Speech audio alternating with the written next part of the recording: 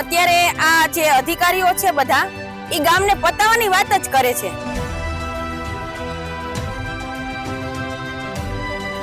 ને બધાને પાછા નહીં લઈ આવો બધા સ્ટાફને, ત્યાં સુધી અમે ઉગ્ર આંદોલન કરશું. ગામમાંથી રેલવે ઓછું થઈ જશે તો 5,500 ની વસ્તી છે એને ભૂખમરો આવશે. પણ અધિકારી અથવા કોઈ પણ નેતા આવશે તો અમે ચૂંટણીનો બહિષ્કાર કરશું. અમારા ગામમાં કોઈ પણ જાતની ચૂંટણી નહીં થાય. પણ જેતરસર સામે જોજો એ અધિકારીઓની અને નેતાઓને બધાની પાસે અમારી એક જ માંગ છે. ભાવનગર રેલવે ડિવિઝન હેઠળ આવતું અને ગુજરાતનું એકમાત્ર ફોરવેની સુવિધા ધરાવતું જેતરસર જંકશન હાલ વિવાદમાં આવ્યું છે. લોકો પાયલટ અને ગાર્ડ સહિત અંદાજે 70 જેટલા કર્મચારીઓની રાતોરાત બદલી કરવામાં આવતા રેલવે પ્રશાસન સામે ભારે અસંતોષ ફાટી નીકળ્યો છે. આ બદલીના વિરોધમાં આજે જેતરસર જંકશનના સરપંચ, વેપારીઓ અને ગ્રામજનો મોટી સંખ્યામાં એકઠા થઈ રેલવે સ્ટેશન પાસે ધરણા પર બેઠા હતા. ગ્રામજનોએ રેલવે પ્રશાસન પર જેતરસર જંકશનના વિકાસના બદલે તેને વિનાશ તરફ ધકેલવાનો આક્ષેપ કરી માંગ ન સ્વીકારે તો રેલ રોકો આંદોલન અને ચૂંટણીનો બહિષ્કારની ચીમકી આપી હતી. જેતપુર નજીક આવેલું જેતરસર જંકશન માત્ર એક સ્ટેશન નથી પણ એક સમયે વેસ્ટર્ન રેલવેનું ધમધમતું કેન્દ્ર હતું. આખા ભારતમાં માત્ર 8 અને ગુજરાતમાં એકમાત્ર એવું જંકશન કે જ્યાં ચારેય દિશામાં રેલવે લાઈનો જાય છે. મીટર ગેજના સમયમાં અહીં 2000થી વધુ સ્ટાફ હતો, પરંતુ હવે અહીંથી લોકો પાયલટ અને ગાર્ડ સહિતના 70 કર્મચારીઓની રાજકોટ ખાતે બદલી કરી દેતા આખરે વિવાદ સર્જાયો છે.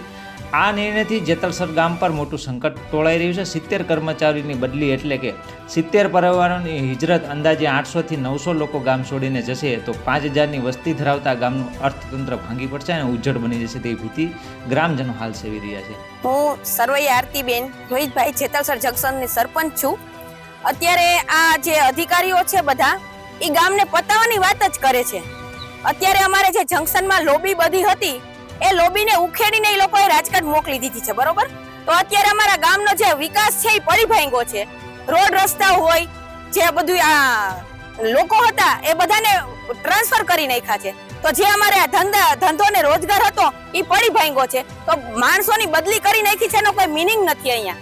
તો હવે એ બધાને અહીંયા સરકાર પાછા લઈ આવે. અને રેલવે પ્રશાસનને મારી એટલી વિનંતી છે કે તમે જ્યાં સુધી અમારું કામ નહીં પૂરું કરો અને બધાને પાછા ન લોબીને ને બધાને પાછા નહીં લઈ આવો બધા સ્ટાફને, ત્યાં સુધી અમે ઉગ્ર આંદોલન કરશું. અને એનો જવાબ નહીં મળે તો અમે રેલ રોકો આંદોલન કરશું અને ચૂંટણીનો સતત બહિષ્કાર કરશું. ગામને ધંધા, રોજગાર, પાણી, આર્થિક નુકસાન થયું છે અને રેલવેને પણ ઘાટો થયો છે. રેલવેને 10 લાખનું મિનિમમ ટનનું અવર હતું એ નુકસાન છે. અત્યારે જે બીજે બદલી કરી દીધી છે એ બધા લોકોને અત્યારે રેલવેને છે ને પગાર વધારે ચૂકવવો પડે છે અને રેલવેને અહીંયા જે બધું બદલી નાખ્યું છે એના માટે સતત રેલવેને નુકસાન જ છે. ભાઈ, મારું નામ હનીફભાઈ ઉમરભાઈ બ્લોચ, માજી સરપંચ જેતરસર જંકશન. અમારા ગામમાં રેલવેના કેટલા કોટર, 1500 ઉપર કોટર હતા. અહીંયા પહેલાં અમારી ઉપર અમારે 2,000 થી 3,000નો સ્ટાફ ઉપર હતો અહીંયા. અને ત્યારે અમારા ટોટલી જેટલા ડિપાર્ટમેન્ટ હતા બધા અહીંયા જ હતા. અને આજે ધીમે ધીમે કોણ જાણે અધિકારીને શું પ્રોબ્લેમ છે કે આટલી બધી વિશાળ જગ્યા છે રેલવેની અને અહીંથી બધું કન્ટિન્યુઅસ બધું અહીંથી જાય એમ છે. આ એવું સ્ટેશન છે કે અહીંથી 4 ટેક રસ્તા કહો તો એવી રીતે અહીંયા રસ્તા છે. માનો કે બ્રેકડાઉન અત્યારે પોરબંદર પડ્યું છે, એ બ્રેકડાઉન આજુબાજુના એરિયામાં ક્યાંય કોઈ જાતનો અકસ્માત થાય તો એ બ્રેકડાઉનને પોરબંદરથી પહેલાં જેતરસર લાવવી પડે, પછી રેલવે કે ભાવનગર કે વેરાવળ કે રાજકોટ પછી જઈ શકે, પહેલાં અહીંયા લાવવી પડે. તો જો એ અહીંયા હોય તો તાત્કાલિક અસરે જ્યાં કલાકમાં જો એ તાત્કાલિક ગમે અહીંયા પૂગી શકે તો કોઈની જાનહાનિથી કે કેટલા ફાયદા થાય, કોઈ બચી જાય, એને કેટલો એનો સમયનો વ્યય ન થાય, એને તરત તાત્કાલિક અસરમાં એનો ઉપયોગ થાય, જેથી કરીને એ જેતરસર જંકશનમાં હોય. એને આના પહેલાં જો સરકાર એમ કહેતા હોય કે અહીંયા આ થાય છે ને કામના કલાક નથી ને ઓલ નથી ને એવા બાના કાઢે, તો અત્યારે મોટી મોટી ઓફિસો છે એ અત્યારે ફરીથી આધુનિક બનાવે છે, રેલવે ક્વાર્ટર આધુનિક બનાવે છે, કરોડો રૂપિયાની ગ્રાન્ટ નાખે છે અહીંયા. તો પછી તમે હું ખોટા સરકારનો પૈસાનો વ્યય કરો છો? તમારે અહીંયા જરૂર નથી તો તમે શું લે એટલા પૈસા નાખો છો? શું લે સારી ઓફિસો બનાવો છો ને શું લે આટલું બધું કરો છો? અહીંયા એટલો સ્ટાફ છે પહેલેથી હતો અને આ રેલવે ઉપર જ આ ગામનો રોજગાર ને બધું નિર્ભર છે. આજ આ ગામમાંથી રેલવે ઓછું થઈ જશે તો 5,500ની વસ્તી છે એને ભૂખમરો આવશે. એ ક્યાં કામ ધંધે જશે અને ભવિષ્યમાં અહીંયા રેલવેના સ્ટોપ એ ઘટશે. રેલવેના સ્ટોપ ઘટશે તો અહીંના જે છોકરાને જે રોજગાર માટે ક્યાં જશે, કઈ રીતે જવું? અમારે 2 થી 3 કિલોમીટર હાઈવે રોડ બધે આઘા છે. માત્ર રેલવે ઉપર જ અમે નિર્ભર છે. અહીંયા કોઈ જાતની એસટીની સુવિધા અમારા ગામમાં નથી.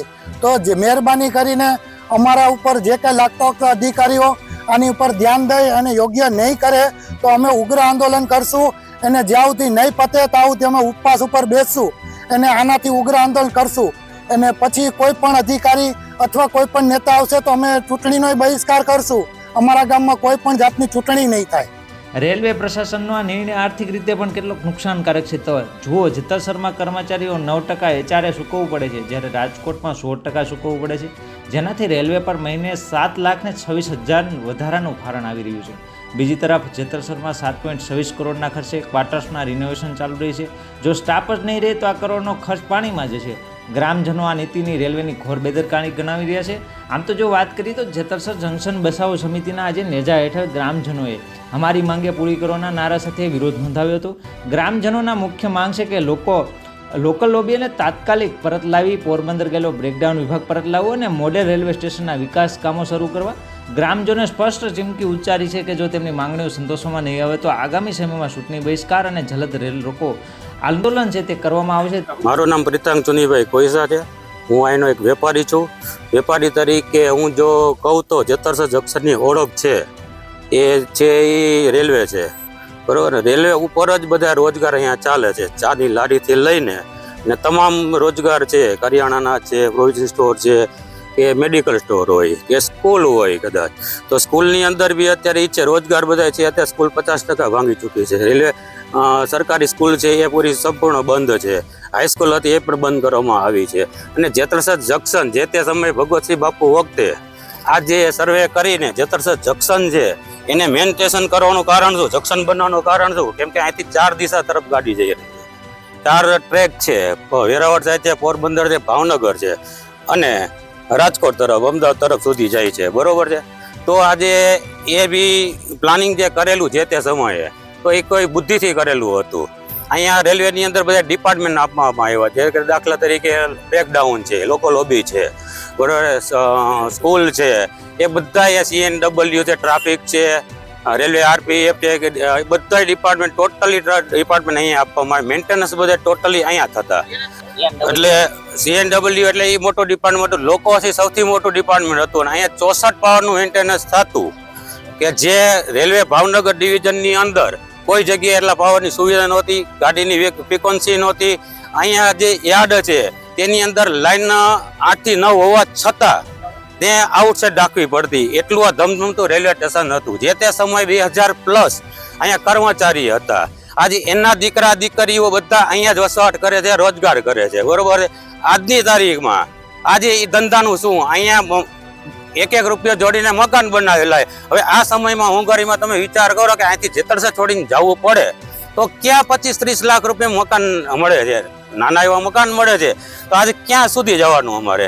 જેતલસર જંકશન એટલે રેલવેનું જેતલસર જંકશન. 2 કિલોમીટર આગળ જેતલસર હાઈવે છે. હવે એ રેલવે હાઈવે છે, ખેડૂતનું ગામ છે. અહીંયા કોઈ ખેડૂત છે નહીં. અહીંયા જે છે રોજગાર ઉપર છે. હવે ગાડીના સ્ટોપે ધીમે ધીમે કરીને અત્યારે હાલમાં વીકલી સ્ટેશનના સ્ટોપ નથી. અહીંયા સ્ટેશને સ્ટોપ હતા છતાં બી નવાગઢ, જેતપુર છે એ સ્ટોપ આપી દીધા, જેથી કરીને પબ્લિક જેથી આવતી અને રોજગાર રિક્ષાવાળાને જે લોકોને મળતા. હવે એ લોકો અહીંયા આવતા તો અહીંયા ચા છે, પાન છે, માવા છે, નાસ્તો છે, એવું બધું અહીંથી ખરીદી કરતા. તો એ બી અમારે રોજગાર ગયો. અહીંયા સ્ટોપેજ ઓછા કરી નાખ્યા. અમારા જે ગામના છોકરાઓ છે એ જે ફેરિયામાં નોકરી કરતા અને સાંજ પડે 200-300 રૂપિયા કમાતા, એ રોજગાર પણ લેવામાં આવ્યું છે. એટલે ટોટલી અન્યાય છે. જે કોઈ રેલવે અધિકારીઓને જે કે મતલબ વાંધો હોય, પ્રોબ્લેમ હોય, બરોબર, જે હોય, પણ જેતલસર સામે જોવો તમે, જેતલસરની અંદર જે તે સમયે 16,000+ વસ્તી હતી, બરોબર. આજે કરીને આજે 3,000ની વસ્તી છે. તો તમે જેતલસર સામે જોવો તમે. અને અમે જો આ આંદોલન અમે લેખિતમાં બધું આપેલું છે અમે, બરોબર છે. છતાં જો અમારી માંગ પૂરી નહીં તો આંદોલનને અમે પૂર્ણ વિરામ આપવાના નથી. અને ચૂંટણીનો 100% બહિષ્કાર કરવાના છીએ. જે લોકોને નેતાને આવવું હોય આવે, ના આવવું હોય તો કોઈ પ્રોબ્લેમ નથી. પણ જેતલસર સામે જોજો, એ અધિકારીઓની અને નેતાઓને બધાની પાસે અમારી એક જ માંગ છે, ભારત માતા કી એક તરફ સરકારની વિકાસની વાતો કરે છે તો બીજી તરફ જેતલસર જેવા મહત્વના જંકશનોને તોડવાનો નિર્ણય લેવાઈ રહ્યો છે. હવે જોવું એ રહ્યું કે ગ્રામજનો આંદોલન બાદ રેલવે પ્રશાસન પોતાનો નિર્ણય બદલશે કે કેમ.